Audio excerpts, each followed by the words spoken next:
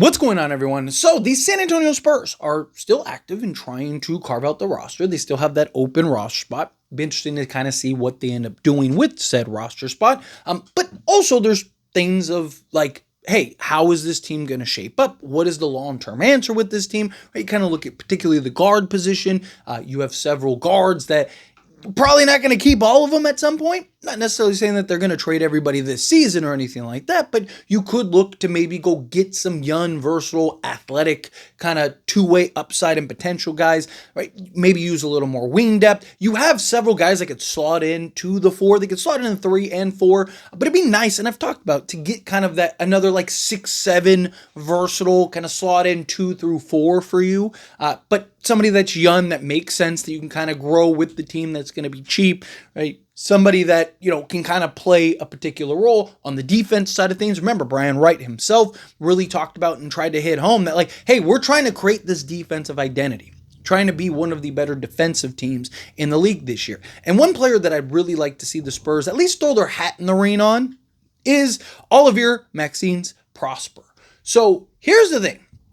The Dallas Mavericks, they want to clear off a roster spot in order to go and bring in Dante Exum.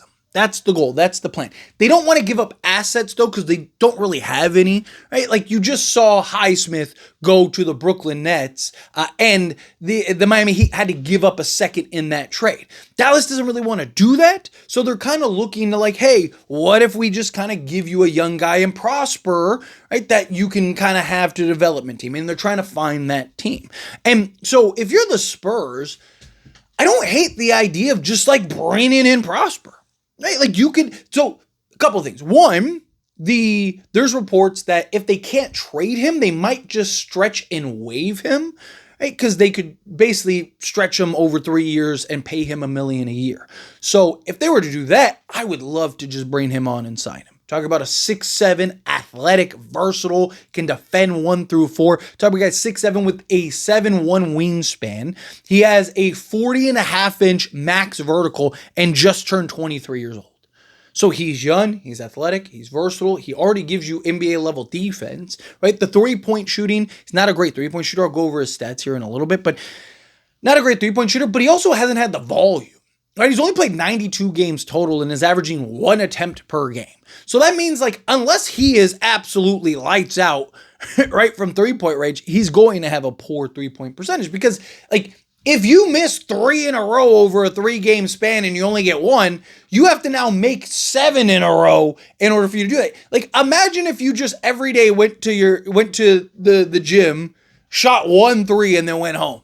Right? Like, and then you just took 3 months off before the next time you went and shot a 3. Right? Like, unless you're 1 for 1 every night, it's hard. So you don't have the sample size to properly gauge Prosper as a 3-point prospect, right? What does he look like if he's getting more 3-point opportunities? But Prosper is also the exact kind of guy you want alongside of Victor Wembanyama and a De'Aaron Fox, right? Long, athletic, versatile, kind of 3-and-D wings that are, that are hot commodities in this league. And especially if you can get Prosper for free, right? Whether you make the trade and you just trade him and Dallas just goes, here, take him, or they end up buying him out, or I guess waiving him, and then you bring him in off of waivers, right? Like, either way, sign me up for that. Either way, I would love to see Prosper end up being on a team like the Spurs, because, again, he's a young, like, there's no risk.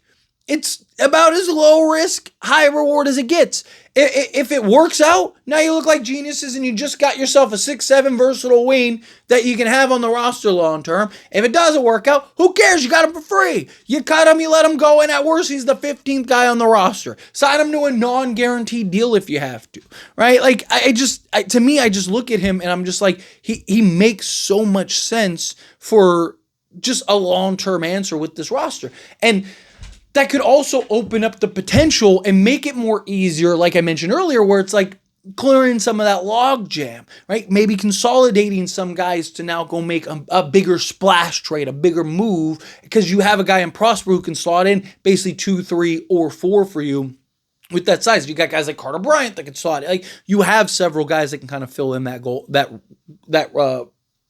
spot for you.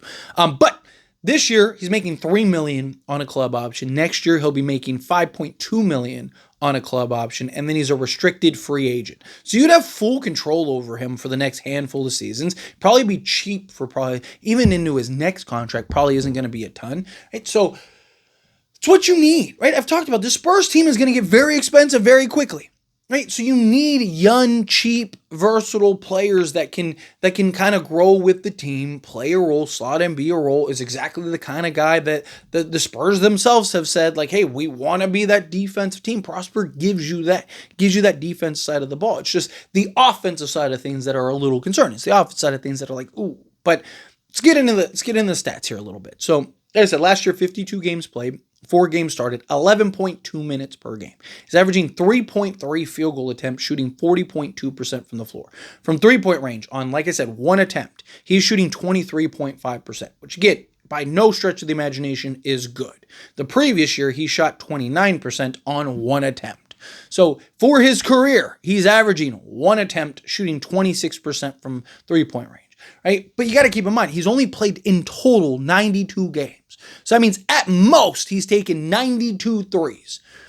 Right? So you got to, and again, it's not in succession. It's one thing to take 92 threes in succession. It's another thing to, like, I get 1 3. If I miss that, I don't get another one until the next game. So now the next game, let's say I make that. Okay, now I'm 50%. That's great. Right? Now if I miss the next one, now I'm, 33%. Okay, still not terrible. If I miss the next one, I'm 25%. Right? Now, if I make the next one, I'm back. It's just, again, it's you have to almost be perfect when you're taking those many threes, or that few of threes, and looking to have a good 3-point percentage. Right? But 2-point range, 47.2% on 2.4 attempts. Free throw shooting, definitely needs to work on his free throw shooting. 1.5 attempts, shooting 65.8% for his career. Rebounding, 2.4 rebounds per game. An assist, half a steal, half a block, and 4 points per game. You look at his per 36. Per 36 doesn't tell you everything. Kind of gives you an idea of what to expect from a player like him. His per 36 last season would have been 12.5 points, 8 rebounds, so an excellent rebounder. For his career, per 36 is 8 rebounds and 13 points. But 8 rebounds, 2.5 assists, 2 steals, and half a block per game. Sign me up for that. Again, guy just getting young, athletic, versatile, plenty of upside, plenty of growth, plenty of potential. Not a guy that I think is going to break the bank by any stretch of the imagination. Not a guy that I think you're going to have to give up a ton. Like I said, Dallas is just trying to give him away. So you literally could get him for nothing. Just bring him in. Young, 6'7", 7'1" wingspan, 40.5-inch vertical, can play and slot in multiple positions for you. Those are the kind of guys the Spurs need. But let me know your thoughts and opinions down in the comments. That being said, if you haven't liked this video, hit that like button. Helps me out. So we enjoy these types of videos, and I truly appreciate it. Not subscribe channel, hit that subscribe button. Turn on the bell notifications. Appreciate y'all. See you in the next one. Thank you.